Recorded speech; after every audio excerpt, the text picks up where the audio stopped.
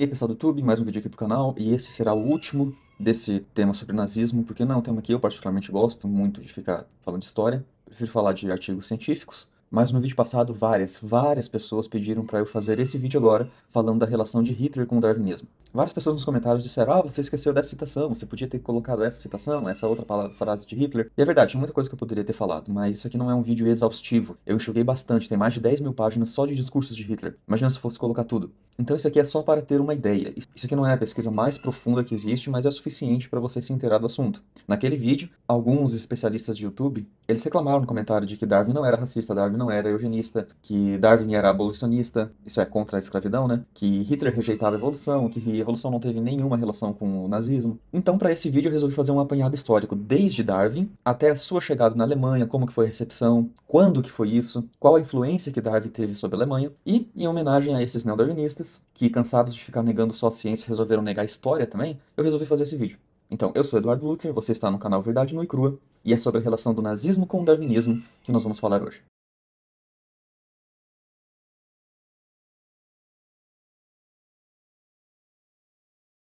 Nessa parte eu vou tentar aprofundar um pouquinho mais do que eu fiz no vídeo anterior, mas sem ser redundante. Alguns especialistas de YouTube neodarwinistas, que nunca tiveram coragem de ler Darwin, mas ainda assim se dizem neodarwinistas, andam dizendo por aí que Francis Galton, pai da eugenia e primo de Charles Darwin, não entendeu o darwinismo. Vamos analisar essa informação agora então. Galton começou seus trabalhos logo após ler Charles Darwin, A Origem das Espécies. E foi aí que ele começou a trabalhar no Hereditary Genius, que foi o livro que lançou todos os fundamentos da eugenia. Basicamente a ideia dele é que tanto características físicas, mentais, intelectuais e até tendências são tudo hereditárias. A ideia básica é que pessoas boas com pessoas boas geram pessoas boas. Pessoas boas com pessoas ruins geram pessoas neutras. E pessoas ruins com pessoas ruins geram pessoas ruins. E por bom ou ruim você pode usar qualquer coisa, que seja intelecto, força, predisposição e até moralidade. Eu já mostrei no vídeo passado que o primeiro contato que Charles Darwin teve com esse livro de Galton, ele ficou boquiaberto e disse que nunca havia lido algo tão interessante assim. Disse que o livro era preciso e claro. E ainda disse que ele se converteu às ideias de Galton. Posteriormente ele escreve a Wallace, que é coautor esquecido da teoria da evolução porque ele era pobre, e ele agradece excessivamente ao Wallace pelo review que ele fez do livro do Galton. E ainda diz assim, concordo com cada palavra. Esse review de que Charles Darwin está falando é um artigo que ele publicou na Nature, que o foco é não só apresentar o trabalho de Galton, mas defender de críticos que dizem que esse trabalho é improvável ou ingênuo. E ele tenta apresentar o trabalho de Galton de uma forma mais palatável, mais fácil de entender. E Charles Darwin diz que concorda com cada palavra desse review, o que significa que Charles Darwin concordava e endossava a eugenia de Galton. Posteriormente, Galton escreve um trabalho ainda mais explícito sobre eugenia, um artigo também, e Darwin o parabeniza e fica super empolgado. E ele diz que, apesar de ser um campo difícil, que Galton havia apontado um único plano viável, apesar que possivelmente utópico, para melhorar a raça humana. E aqui ele está falando, óbvio, da eugenia. É por isso que a Enciclopédia Britânica, que eu mencionei no texto passado, diz que esse livro, sem sombra de dúvida, ajudou Darwin a estender a teoria da evolução para a raça humana. E no próprio livro de Darwin, Descent of Man, eu vou falar Descent of Man porque eu confesso que não sei se esse livro foi traduzido para português. Mas, de qualquer forma, nesse livro, Darwin fala que se baseou em 3 autores principalmente, que é o Greg, o Wallace e Galton. Mais tarde a gente vai ver um quarto também, mas a princípio ele fala desses 3. E nesse livro, Charles Darwin começa a dizer que negros são diferentes, que os homens se dividem em raças diferentes. Ele fala aqui, ó, que o negro, esse daqui que eu não sei o que que é australiano, mongol, e mongol não é com problema mental, tá?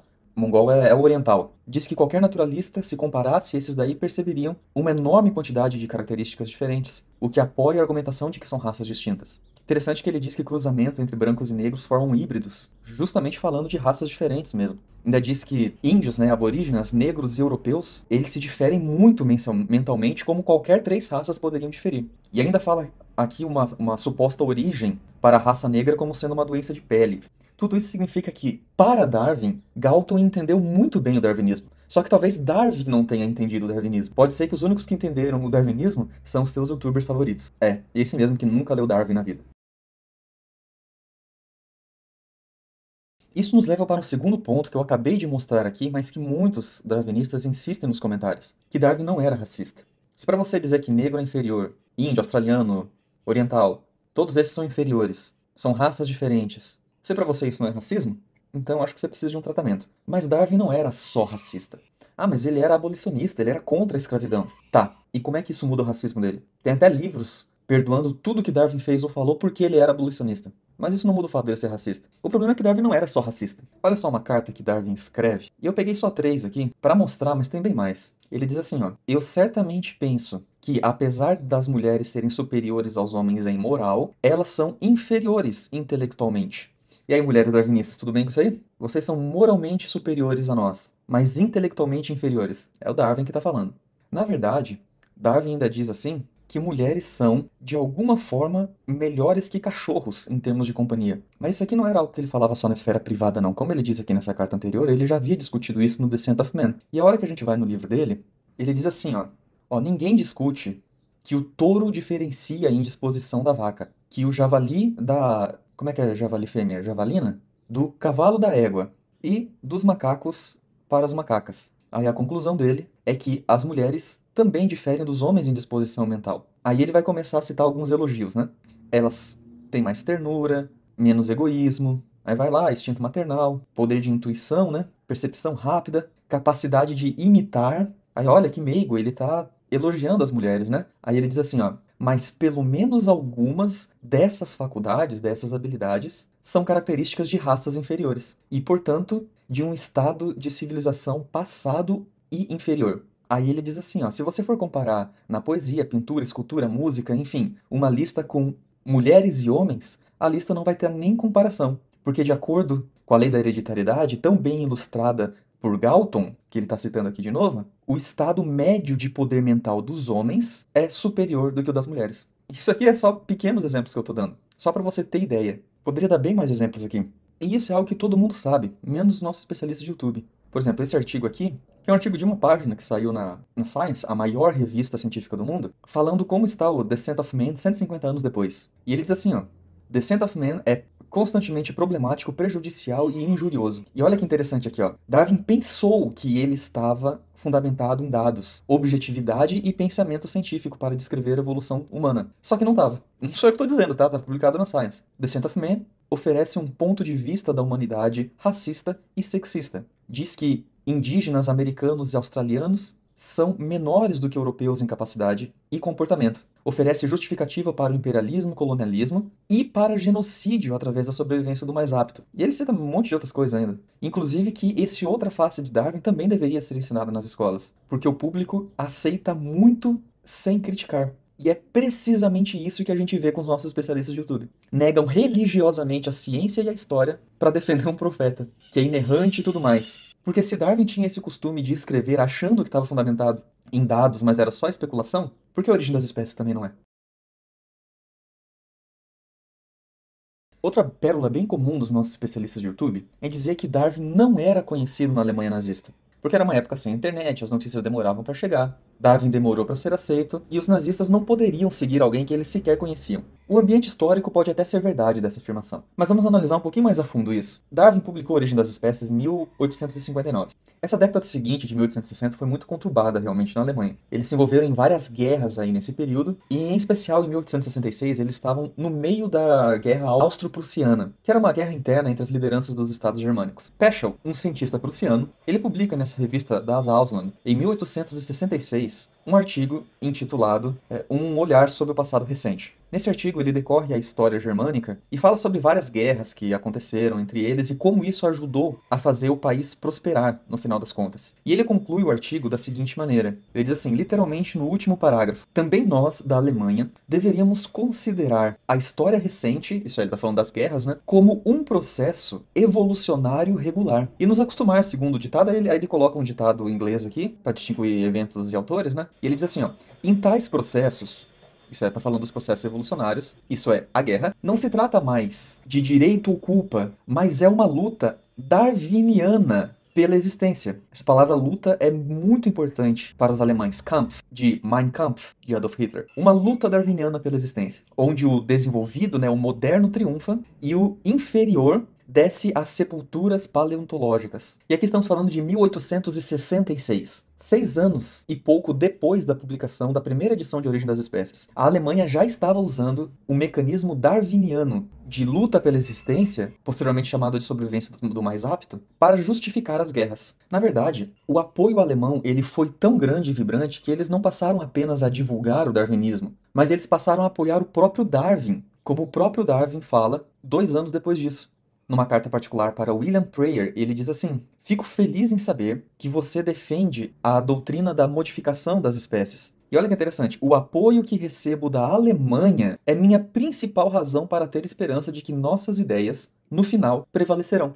Aqui estamos falando de 8 anos depois da publicação de Origem das Espécies. Apesar de todo o financiamento do Clube X e Huxley, Darwin ainda não era amplamente aceito na Inglaterra, mas a Alemanha já estava usando o darwinismo para justificar suas investidas militares, pois assim eles iriam evoluir como espécie. Na verdade, várias publicações começaram a mostrar esses termos de Kampf, luta pela sobrevivência, e usar a seleção natural para justificar a sobrevivência do mais apto. Por exemplo, na mesma revista, 2 anos depois, o professor Jagger, ele faz uma publicação dizendo assim: se a gente contasse as incontáveis vítimas dessa guerra, que está falando aqui já é outra guerra, que é a franco-prussiana, ainda assim isso seria um número muito pequeno comparado com a guerra de todos contra todos que acontece na natureza. Aí ele diz assim, o pesquisador naturalista, né, ele pode ter convicção de que a guerra, especificamente a guerra de aniquilação, que é a guerra que acontece na natureza, é a lei da seleção natural, sem a qual o mundo não só não seria o que é hoje, mas não poderia existir de forma alguma. Aí depois ele fala assim, além disso, essa convicção também deve fazer o pesquisador naturalista, né, ver as benéficas influências dessa luta de sobrevivência universal, fazendo disso o objeto da sua pesquisa. O fato é que os alemães já estavam usando os termos darwinismo, luta pela sobrevivência e seleção natural para justificar as suas guerras. E aqui estamos falando da década de lançamento do Origem das Espécies. Hitler não tinha nem nascido aqui.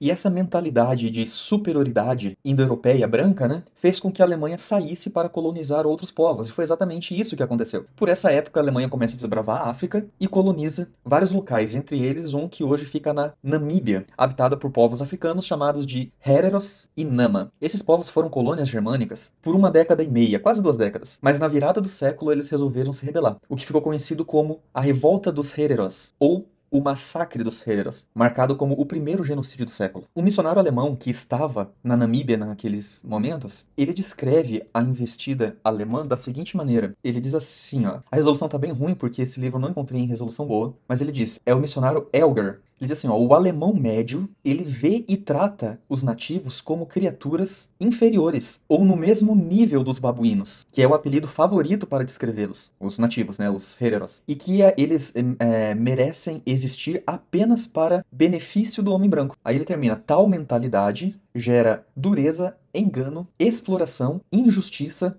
estupro e, com frequência, assassinato também. Marca bem esse apelido que os alemães davam para os hereros, babuínos. Babuíno é um tipo de macaco. Deixa isso na sua cabeça, mais pra frente isso vai fazer sentido. Esse genocídio ele foi um negócio horrível, terrível e espantoso. Mas a justificativa que os alemães deram para ele foi descrita aqui nessa tese doutoral da seguinte maneira. O general von Trotha, alemão, em 1904, deu um ultimato de que os hereros eles deveriam deixar o sudeste africano alemão ou seriam mortos. Aí ele diz o seguinte, não podemos dispensá-los ainda, se referindo aos nativos, né? Mas no fim eles devem recuar. Em todos os lugares onde o trabalho do homem branco é possível pelo clima, né? Climatologicamente possível. Ele diz que é assim que funciona o colonialismo, é assim que as coisas devem funcionar, e ele termina. A disposição filantrópica não pode livrar o mundo da lei de Darwin, mencionada acima de alguma outra coisa que ele tenha falado antes. Isso é, a luta pela sobrevivência. Ele via a luta pela sobrevivência como a lei de Darwin, e ele usa a luta pela sobrevivência como justificativa para o colonialismo, e com isso sentencia os hereros à morte. Nessa mesma época, na verdade por causa disso, começou a acontecer um debate na Alemanha sobre o destino dos hereros. O debate consistia no seguinte, de um lado desse debate estava um partido democrata cristão, liderado por um homem chamado August Bebel. Como você pode ver aqui, o debate todo é por causa da ordem daquele cara, o von Trotha. E o que August Bebel, o democrata cristão, ele defendia? Ele dizia que a revolta dos hereros era uma revolta por liberdade, segundo a concepção social-democrática dos direitos do ser humano. Aí ele diz assim, ó, os Nama e os hereros, cada um constituem um povo, uma nação. Os Nama e os hereros, eles se rebelaram como qualquer outra pessoa faria se tivessem as suas propriedades tomadas. Ele ainda assumiu uma estrutura equivalente entre as nações europeias europeias e os Hereros,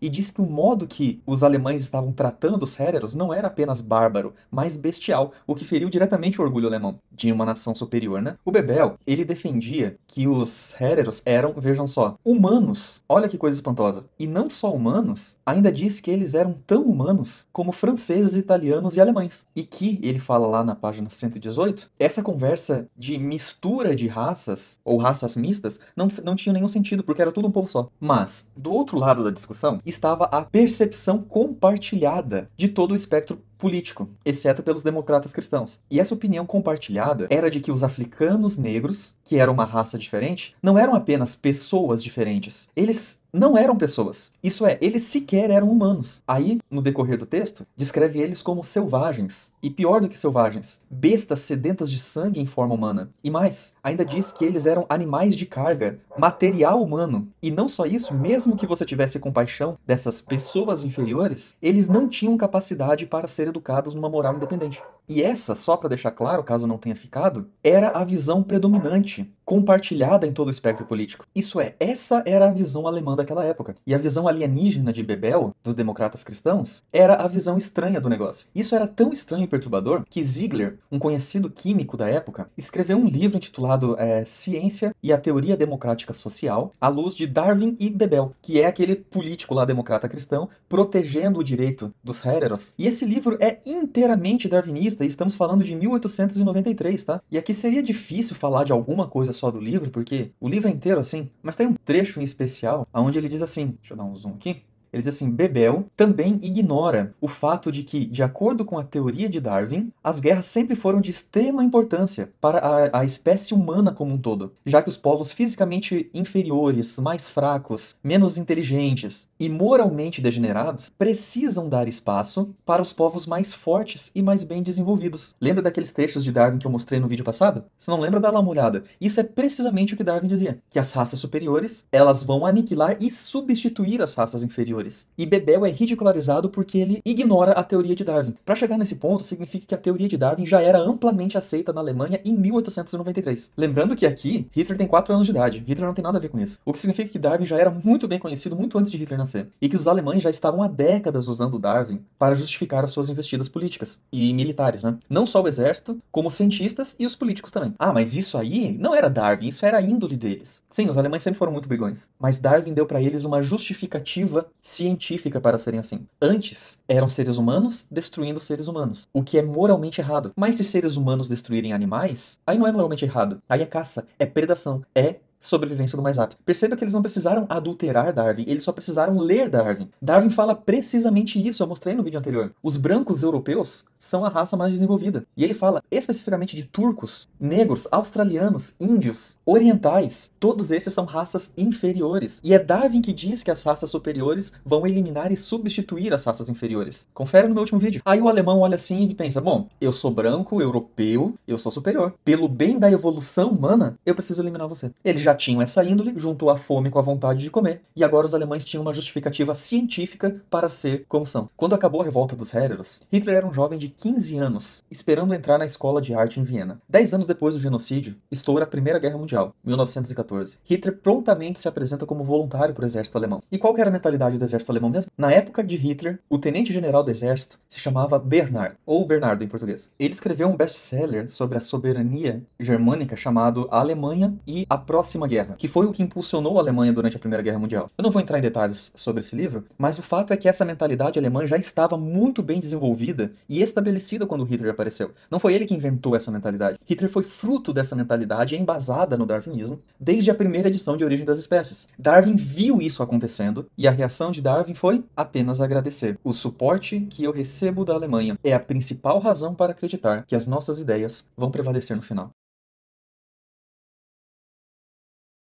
Com a derrota da Alemanha na Primeira Guerra Mundial, o sentimento nacionalista começou a crescer desenfreadamente, pelo orgulho de ter sido derrotado. Eles, que se achavam tão superiores, agora precisam de um motivo para resgatar o orgulho nacional. Nessa época, é difícil encontrar artigos publicados alemães que não mencionem Darwin e a seleção natural para impulsionar a Alemanha a se restabelecer, já que eles são a raça mais desenvolvida. Eu poderia citar dezenas de exemplos, ou até centenas, mas esse artigo, por exemplo, foi escrito em meio ao nazismo, já no final da guerra, e ele não poderia ser mais enfático ao dizer que a teoria da evolução evolução, e aqui especialmente aplicado à hereditariedade, à raça humana, é uma das ciências naturais mais bem estabelecidas. Ainda diz que quem rejeitar a teoria da evolução será obrigado a voltar, a retornar para a ideia da fixação das espécies e acreditar em um ou mais atos de criação especial. Esse artigo fala constantemente de Darwin, compara o Darwin com o lamarckismo, dizendo que o darwinismo superou o lamarckismo em todas as ideias possíveis. Ainda declara a mesma fé evolutiva que os neodarwinistas atualmente, de que a evolução ainda não, aqui ó, bem claro, ainda não, conseguiu gerar novas espécies experimentalmente, mas que a mutação é a chave para isso. E que Darwin é o responsável e maior contribuidor para essas ideias. E esse aqui é um de centenas de artigos exaltando Darwin nesse período. Uma das pessoas que mais escreveu sobre Darwin, e especialmente eugenia, foi Fritz Lenz. Ele publicou extensivamente sobre eugenia desde 1913, antes da Primeira Guerra, até 1933, numa revista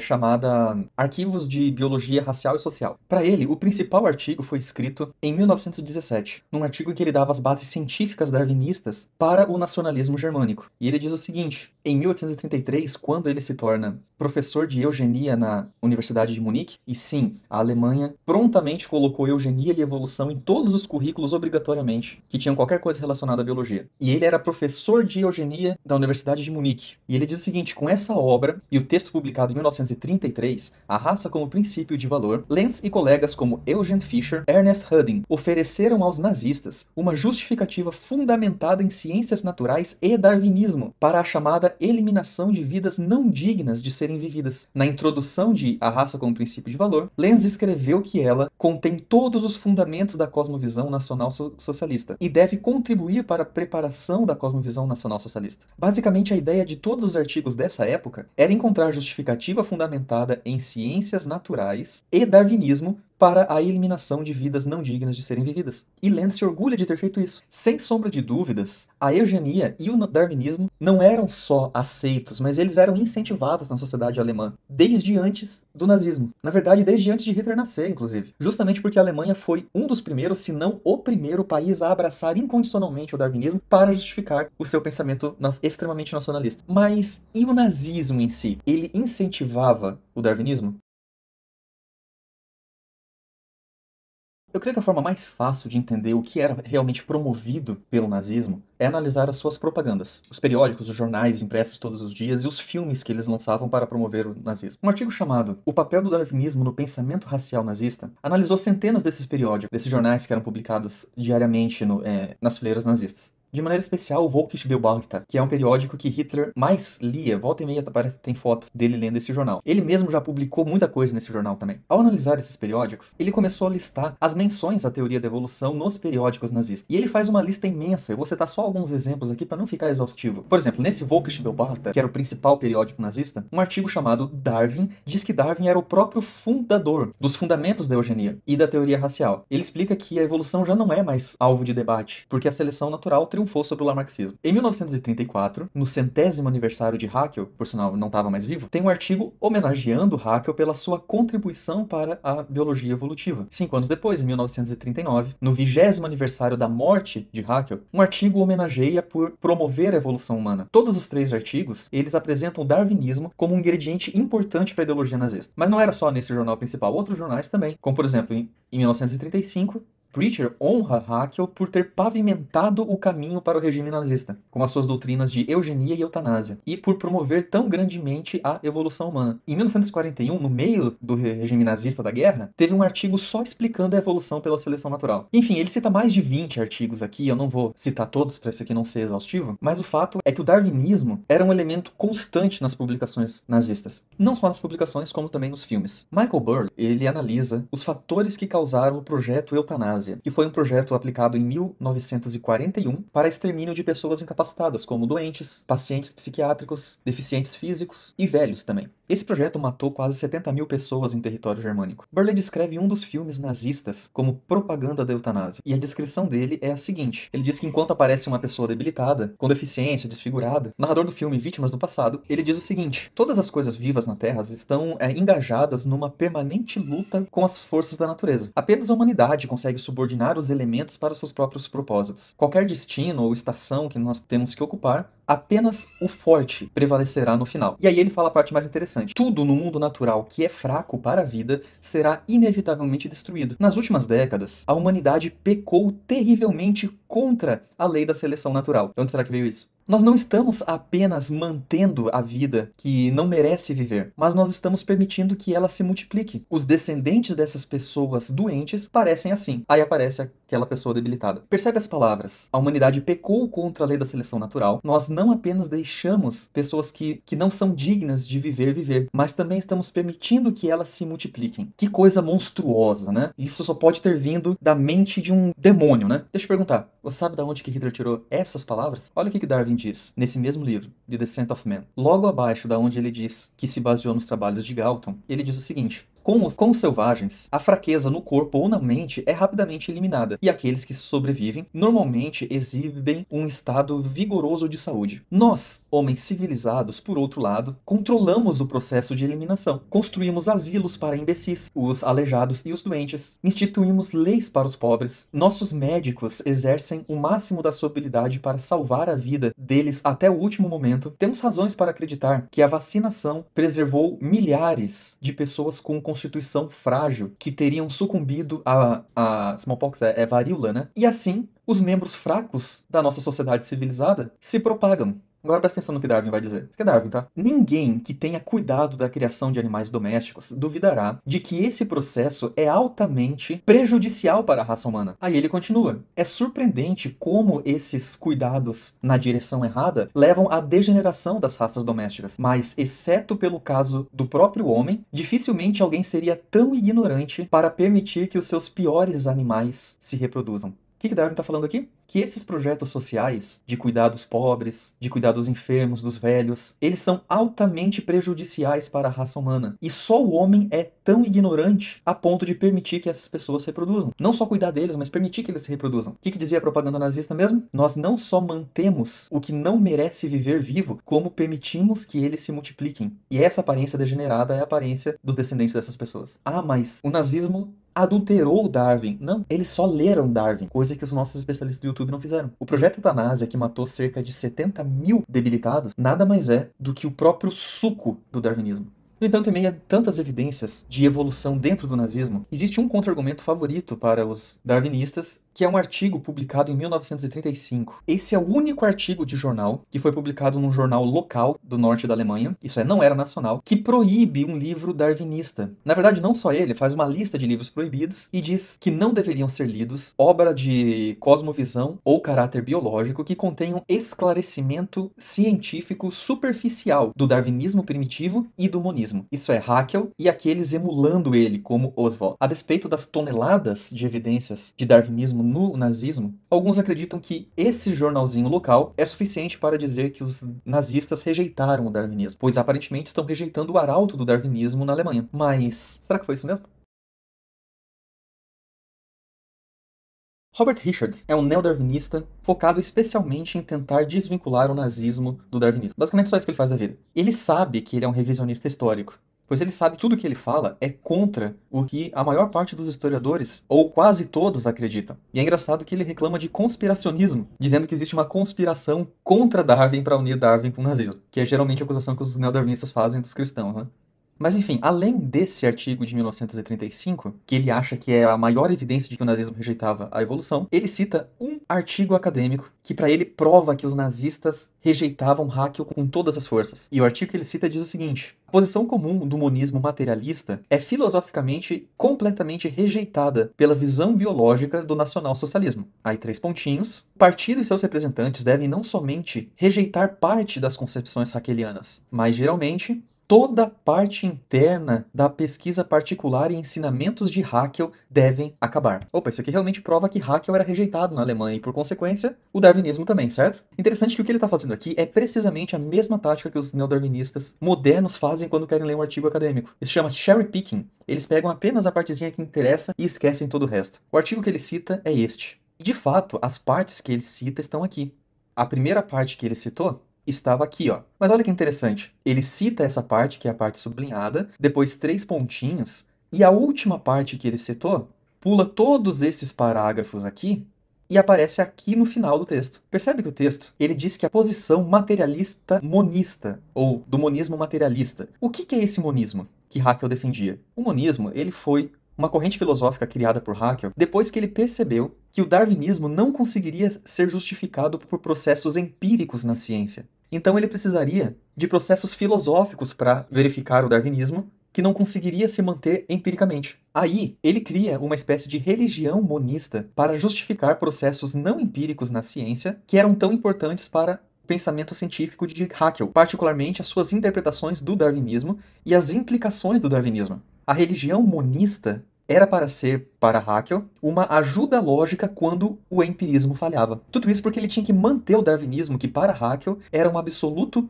abre-te sésamo de todas as portas da morfologia filosófica, que era o campo de interesse de Haeckel. O texto de Reich, citado por Richards, é precisamente isso, contra o monismo, a posição monista materialista. É isso que o texto está tratando. E olha que interessante, nesses parágrafos que Richards propositalmente pula, ele diz assim: o problema do monismo é a sua proximidade com a religião. Ele poderia ser interpretado como uma recaída para padrões de pensamento sobrenaturais ou metafísico. Aí ele diz aqui: o darwinismo é completamente contra qualquer tipo de intervencionismo filosófico. Não precisa de mais nada. O darwinismo resolve tudo. Aí ele diz assim: uma visão monista pode levar, e esse aqui é o ponto principal, a um dogma de igualitarismo na aplicação prática da política, o que está em forte oposição ao darwinismo sobre a sobrevivência do mais apto. Então, basicamente, o artigo está refutando o monismo com o darwinismo. Ele está dizendo que monismo e darwinismo são incompatíveis juntos, e que o darwinismo é superior ao monismo em absolutamente tudo. O problema é que Haeckel ele começou a defender uma visão pacifista contra as guerras. E o que o artigo está defendendo é que essa visão é antidarwinista. E é por isso que o artigo está dizendo para abandonar não apenas alguma parte, mas tudo que Haeckel fala sobre monismo. Porque essa visão também é estritamente contra a visão de Hitler. Hitler, no Mein Kampf, ele diz assim: quando a espécie tem dificuldade reprodutiva, ela começa a permitir que sobrevivam até os indivíduos doentinhos, que não deveriam sobreviver naturalmente. Mas se a espécie é forte e mais apta, ela vai exterminar os mais fracos. E o monismo era contra isso. O monismo pregava o igualitarismo. E é por isso que ele deve ser banido. O artigo, na verdade, ele está defendendo o darwinismo. O artigo começa dizendo assim: a ideia básica da evolução, de que todos os seres vivos descendem de um mesmo ancestral e evoluem gradualmente a partir de formas mais simples e mais antigas do nosso planeta, baseia-se hoje numa realidade completamente inquestionável. E a conclusão do artigo também, lá no final, é que, vista da perspectiva da visão de mundo da ciência, a era de Darwin e Haeckel na biologia foi essencialmente a era final do triunfo da teoria evolutiva, da evolução e da descendência, na qual ambos os cientistas desempenharam um papel crucial. Então ele não está sendo contra Haeckel, ele está sendo contra o monismo de Haeckel, mas a contribuição evolutiva dele é exaltada no mesmo artigo. Então olha a honestidade do neodarwinismo, né? E é por isso que o jornal proíbe trabalhos de visão de mundo ou de caráter biológico, cujo conteúdo seja esclarecimento científico superficial de um darwinismo primitivo e monismo. Isso não é contra a evolução,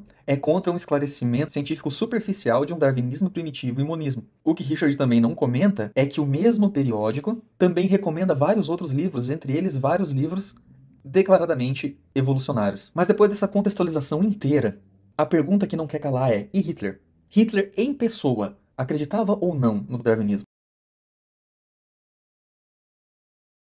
Nesse ponto, há duas formas de abordar esse tema. A primeira seria trazendo testemunhos de pessoas próximas a Hitler que afirmam que ele acreditava piamente na evolução. E, na verdade, tem várias dessas. Como, por exemplo, esse aqui era o chefe da imprensa, responsável pelas propagandas nazistas. Ele afirma o seguinte, que a visão evolutiva de Hitler na seleção natural e na sobrevivência do mais apto se alinhavam com as ideias de Darwin e de Haeckel. Simples assim, que a raça humana caminhava para a evolução. Diz aqui, mesma coisa que eu mostrei extensivamente no vídeo passado, que ele era hostil ao cristianismo, acreditava que a igreja cristã primitiva foi a primeira célula de comunidade judaica, foi sarcástico em relação à igreja, considerava a reforma como o maior desserviço nacional porque impedia a unificação do país por séculos. E como esses, eu poderia citar dezenas de pessoas que afirmam que Hitler acreditavam na evolução e que viveram com Hitler para testemunhar isso. Mas para que citar outras pessoas? Se eu posso citar o próprio Hitler. Quando eu quero citar o Hitler, há duas formas de fazer isso também. Uma forma seria pegar o livro dele, o Mein Kampf, e destrinchar, mostrar cada referência que ele faz ao darwinismo lá. O problema é que o Mein Kampf foi escrito no início da carreira política dele. Ele ainda falava muita coisa pelas entrelinhas,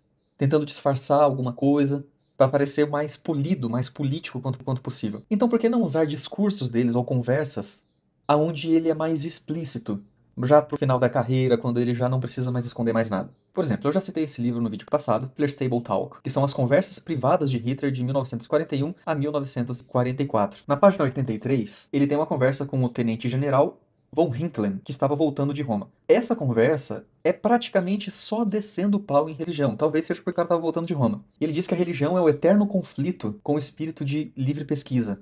Ele diz que nas escolas, às 10 horas da manhã, são ensinadas que o mundo foi criado de acordo com os ensinos bíblicos. Aí, às 11 horas da manhã, é ensinado ciência natural e teoria da evolução. Só que as duas doutrinas são completamente contraditórias. Então, perceba, Hitler está falando que nas escolas alemãs é ensinado teoria da evolução ao lado de criacionismo. E ele diz o seguinte: eu mesmo, como criança, sofri com essas contradições. Então aqui é Hitler dizendo que ele aprendeu evolucionismo na escola. Então, para as mentes iluminadas que acham que a Alemanha não conhecia o evolucionismo na época de Hitler, como alguns comentários no meu vídeo passado, aqui é Hitler dizendo que ele aprendeu quando era criança e que até hoje isso é ensinado nas escolas, até hoje na época dele, né? Isso quer dizer que não houve período no século XX que a evolução não tivesse sido ensinada nas escolas alemãs. Aí ele critica a Igreja Católica, falando da Inquisição, diz que a religião tira proveito das lacunas da ciência, cita pensadores que eram contra a religião para embasar os seus argumentos, e diz aqui uma frase bastante interessante: um dia sobre o Oriente da ciência, o dogma, isso é, tá falando da religião, vai colapsar. Aí continua criticando a religião, diz que se a religião se meter contra a ciência, isso justificaria o desaparecimento dela, diz que a religião sempre foi oposta à vida,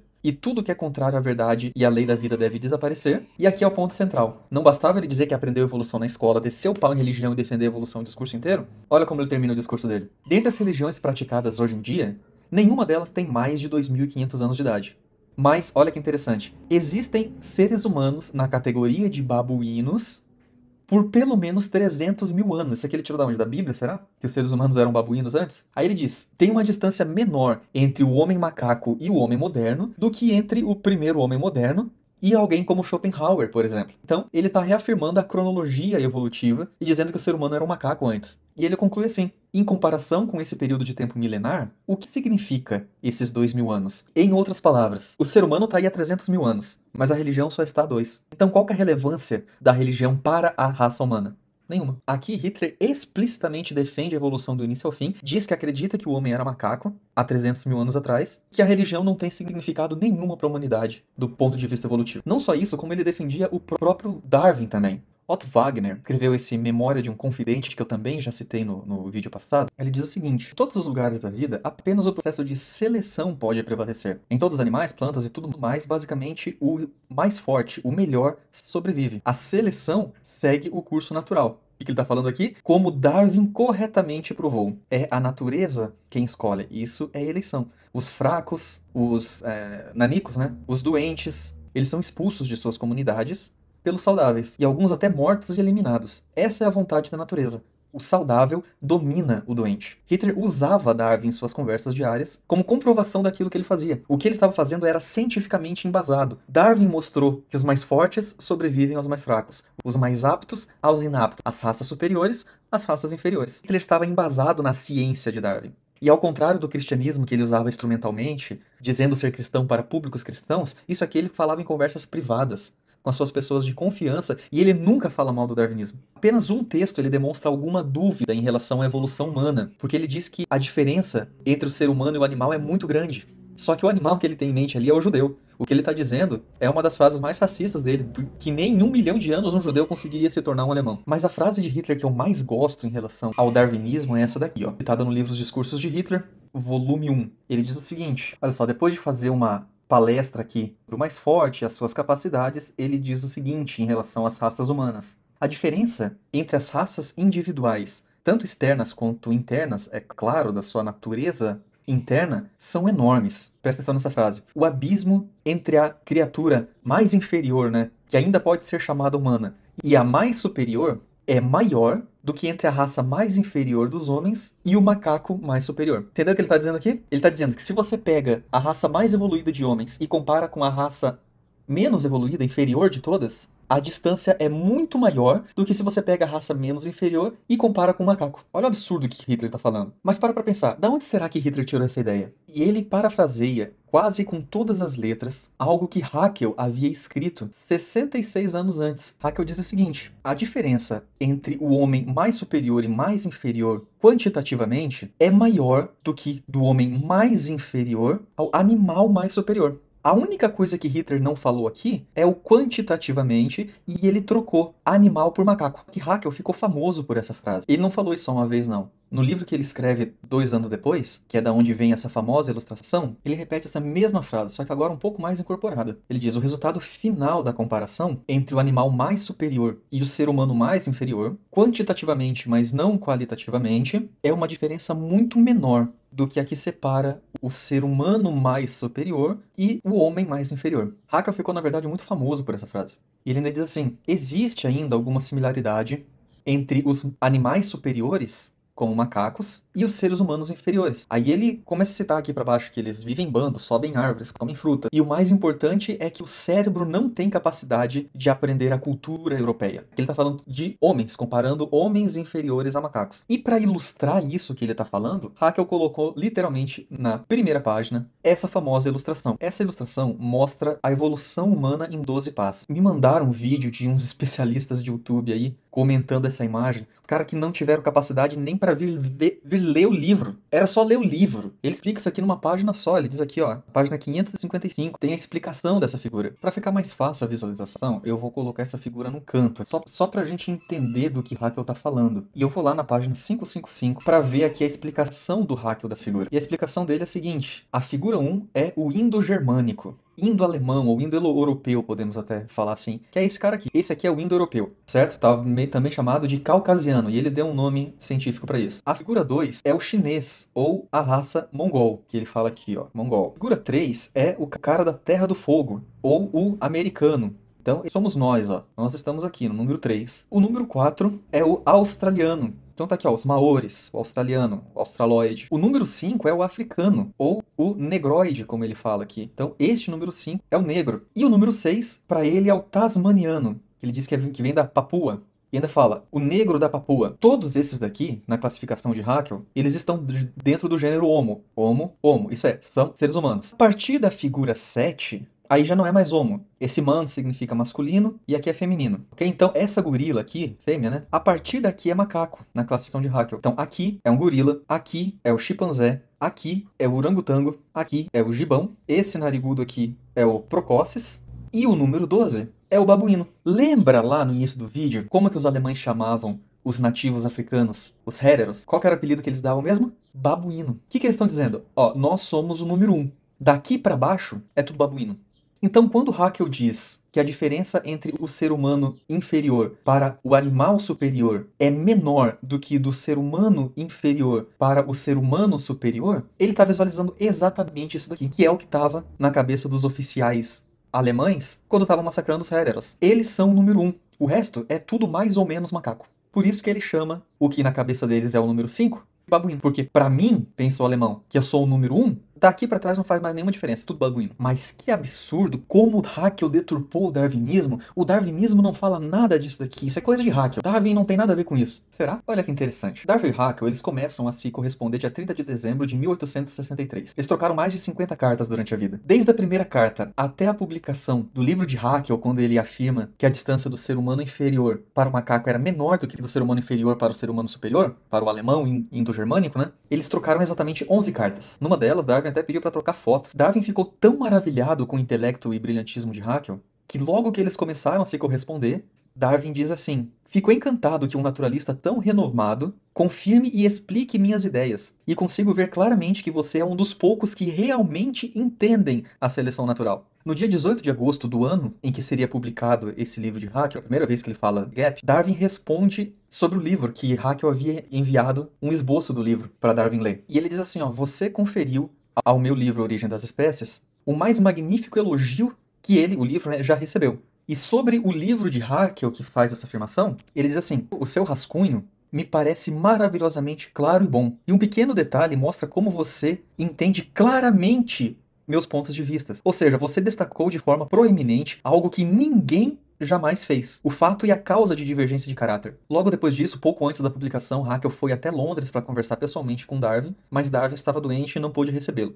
Então, o encontro não aconteceu. Mas no dia 8 de janeiro do ano seguinte, depois já da publicação oficial do livro do Haeckel, Darwin diz o seguinte: ele diz que não conseguiu ler o livro completo ainda porque o alemão dele é muito ruim, então ele levava bastante tempo para traduzir tudo que precisava. Diz que lamenta muito por isso, mas do que ele conseguiu ler, ele viu que o livro é muito interessante. E ele já conseguiu encontrar muitas partes extremamente úteis. Perceba que Darwin em nenhum momento disse que não concordava com as posições ou qualquer posição de Haeckel. Quando Haeckel faz esse livro onde ele coloca essa ilustração para deixar bem claro o seu ponto, ele envia uma cópia desse livro para Darwin também, que responde em 7 de novembro que recebeu o livro, planejava ler inteiro, mas ia demorar porque, de novo, o alemão dele era muito ruim, que só tinha visto umas 2 partes, mas que Haeckel encheu a cabeça dele de honrarias. Perceba, essa página aqui é literalmente a página 1, a primeira página do livro. Não tinha como Darwin pegar isso aqui e não ver essa figura.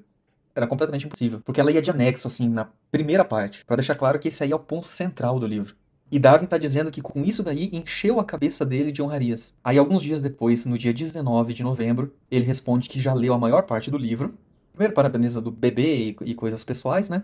Aí diz que já leu a maior parte do livro, que ele pareceu lindamente claro e fácil para ele. Aí a única ressalva que ele faz está aqui embaixo, quando ele diz assim, ó: sua ousadia, no entanto, às vezes me faz tremer, mas como Huxley observa, alguém deve ser ousado o suficiente para começar a elaborar tabelas de descendência. Você sabe o que é isso daqui? Isso aqui é uma tabela de descendência. Ele faz outras de outras espécies também. Mas essa aqui é uma tabela de descendência da raça humana que Darwin viu e disse: é isso. Sua ousadia me faz tremer, mas alguém precisa começar a fazer isso. Quando sai a segunda edição desse livro, Darwin, ele diz que novamente Haeckel encheu a cabeça dele de honrarias. Ele diz que está muito feliz pela ciência e pelo público, porque essa nova edição parece bastante ampliada e melhorada de vários jeitos, e depois ele fica triste porque ele já terminou o manuscrito dele e não dá mais para mudar, porque senão ele iria adicionar coisas deste novo livro. A única preocupação de Darwin é que ele não sabe como que esse livro será recebido pelos ingleses, tanto o livro de Haeckel quanto o livro dele. E nesse ponto, de que livro que Darwin está falando? Darwin está falando então do seu, é claro, Descent of Man, onde logo na introdução ele diz assim, ó, que Haeckel, e cita aquele primeiro livro onde ele faz aquela afirmação, recentemente publicou o segundo livro onde ele faz aqueles desenhos, que discute completamente a genealogia do homem, que sem esse livro, Darwin nunca teria completado este Descent of Man. E ele diz que quase todas as conclusões que ele mesmo chegou foram confirmadas por esse naturalista, o Haeckel, cujo conhecimento em muitos pontos é superior, inclusive, do próprio Darwin. Então ele enche o livro de Haeckel de honrarias aqui, o livro que faz esse desenho, que significa que Darwin endossou o desenho. E ele diz que quase tudo que ele concluiu foi confirmado por Haeckel. Agora eu quero que você preste atenção nessa frase. Eu vou colocar o desenho aqui do lado para você conseguir acompanhar. Essa frase eu já havia mostrado no meu vídeo anterior, mas agora eu quero que você deguste ela com carinho. Darwin diz assim: as raças civilizadas de homens vão quase certamente exterminar e substituir as raças selvagens ao redor do mundo. E no vídeo anterior eu parei por aqui, propositalmente pensando nesse vídeo agora. Olha como Darwin termina essa frase. Por este mesmo tempo, os macacos antropomórficos, como o professor Hofhausen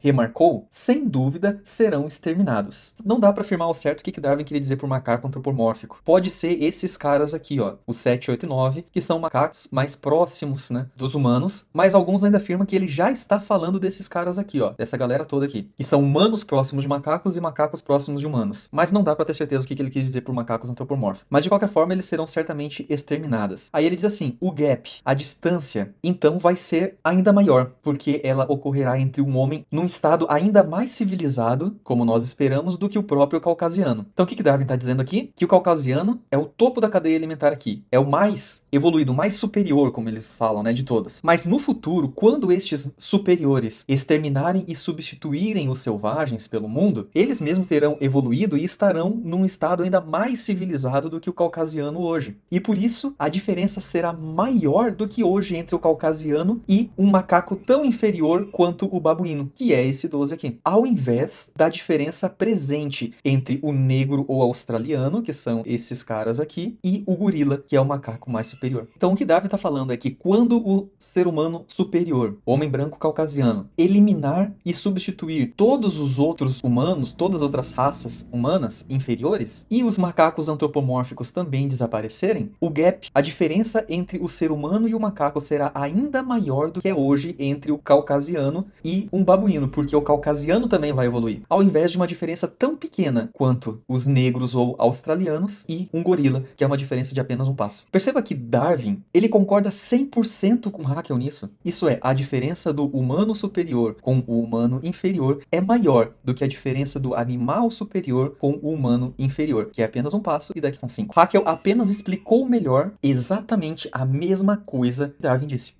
Então, quando Hitler diz que a diferença entre as raças, elas são enormes, e o gap entre a criatura mais baixa, que ainda pode ser chamada de humana, e a raça humana mais superior, é muito maior do que entre o humano mais baixo e o macaco inferior, ele está falando exatamente o que Haeckel disse, que a diferença entre o ser humano inferior e o ser humano superior é maior do que entre o ser humano inferior e o macaco superior. Hitler está apenas citando Haeckel, que é 100% confirmado por Darwin. Isso é, essa frase de Hitler é o mais puro suco do darwinismo. E é claramente baseado nesse conceito que Hitler faz uma proposta indecente. Esse livro eu também já citei no vídeo passado. Hitler diz o seguinte: a fronteira entre o ser humano e o animal é traçada pelo ser humano. A posição que o homem ocupa hoje é seu próprio mérito. Vemos diante de nós um povo portador de toda a cultura e de toda a humanidade, os arianos. Aí ele vai citar aqui, ó, todas as invenções, toda a tecnologia moderna, todos os compositores, desde Beethoven a Wagner, que eu nunca falei pra vocês, mas Hitler idolatrava esse cara. Todos eles são arianos. Então ele diz assim: se você for italiano ou francês, jamais diga que a arte é internacional. Aí ele fala: não, tango, shimmy, que eu não sei o que é, jazz, essas coisas são internacionais, mas não são arte. Tudo o que é grandioso, o homem deve à luta de uma raça que se impõe vigorosamente. Aí olha como ele termina: tire os germânicos nórdicos dessas coisas e só vai sobrar um bando de macacos dançantes. Você entendeu o que ele está dizendo aqui? Eu vou trazer a figura de Haeckel mais uma vez. Ele diz assim: a linha que separa humanos e animais foi o homem quem fez. Então ele está olhando para esse desenho do Haeckel e está dizendo: essa linha aqui, ó, entre o 6 e o 7 foi estabelecida pelos seres humanos. Só que o que Hitler está propondo é que, tirando os alemães nórdicos, que são os superiores, tudo que vem daqui para baixo são macacos dançantes. Isso é, essa linha que ficava aqui entre o 6 e o 7 foi alguém que estava no 1, o Haeckel, quem estabeleceu. Só que do 1 pro 2, tudo que vem do 2 para baixo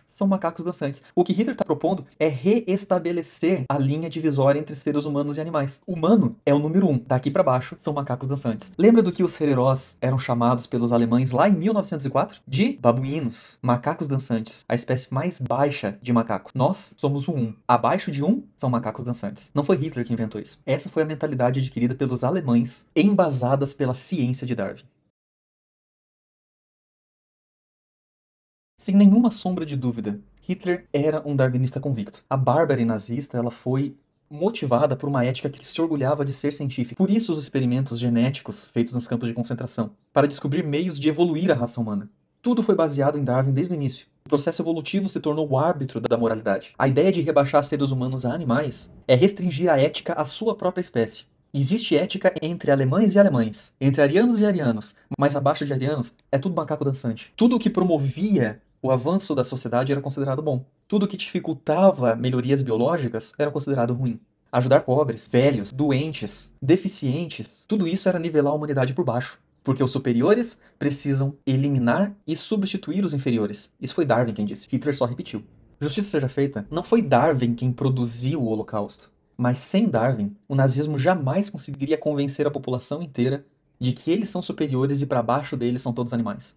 Hitler jamais teria uma base científica para fazer isso. Todos os artigos científicos embasando o nazismo entre 1918 e 1937 embasavam na eugenia de Darwin. Porque dentro da evolução isso realmente faz sentido. Se você for pensar em uma raça humana, evolutivamente falando, nota 9, e uma raça humana, evolutivamente falando, nota 6, se as duas crescerem sem guerra, na paz, supondo que elas cresçam no mesmo ritmo, a humanidade nunca vai evoluir. Porque os 9 vão estar gerando 9s, e os 6 vão estar gerando 6. E a média humana sempre vai ser o 7,5. Mas se eu quero que a humanidade evolua, Eu, que sou 9, tenho um dever moral e ético de acabar com 6. Porque se não houver mais 6, o nível humano automaticamente aumenta para 9. Entendeu a ideia? O darwinismo deu para a Alemanha desde o século XIX, culminando no nazismo todo o aporte científico que eles precisavam para justificar o que eles já queriam fazer, mas que jamais conseguiriam convencer a população e o mundo de que eles estavam certos. Mas com Darwin eles conseguiram. Você pode acreditar na evolução e não compactuar com isso.